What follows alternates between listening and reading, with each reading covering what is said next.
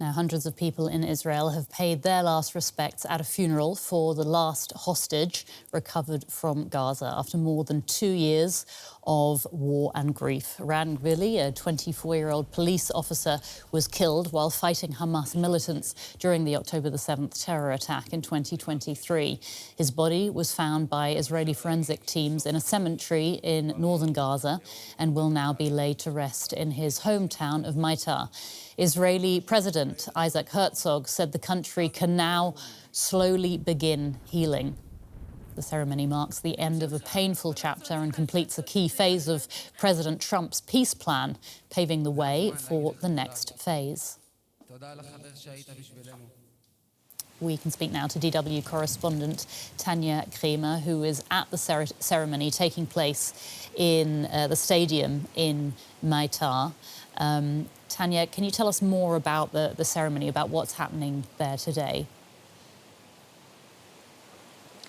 Yeah, we were following the ceremony at the stadium. We moved out now a bit because we are expecting the funeral procession and taking place where Ran Gvili will be laid to rest and at the cemetery here in Meitar, his hometown. This is where he set out on the morning of October 7 in 2023. As his family said, to defend his country.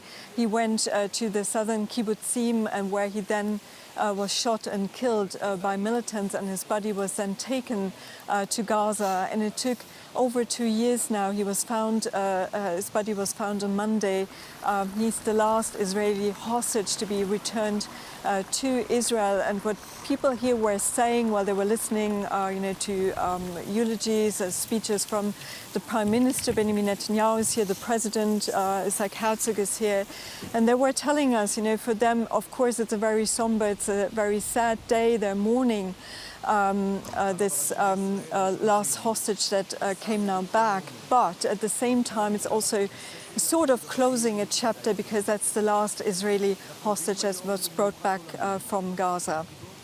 That's right, and we heard from the Israeli President Isaac Herzog saying that the return of his remains has closed the circle for Israel.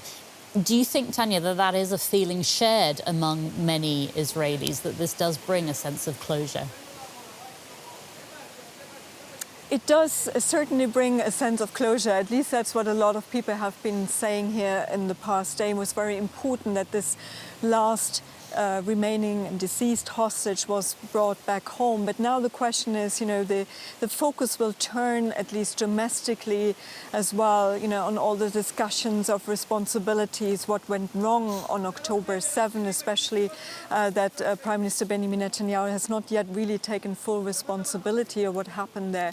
So that is one of the issues that is being discussed, although I have to say, obviously today it's a day of mourning, but this is what lays ahead. At the same time, this all comes when tensions are again spiking, and there's a lot of talk about a potential new conflict with Iran as well, and also there's a lot of uncertainty what will happen next as well in Gaza. Tanya Kremer reporting from Meitar in Israel. Tanya, thank you so much.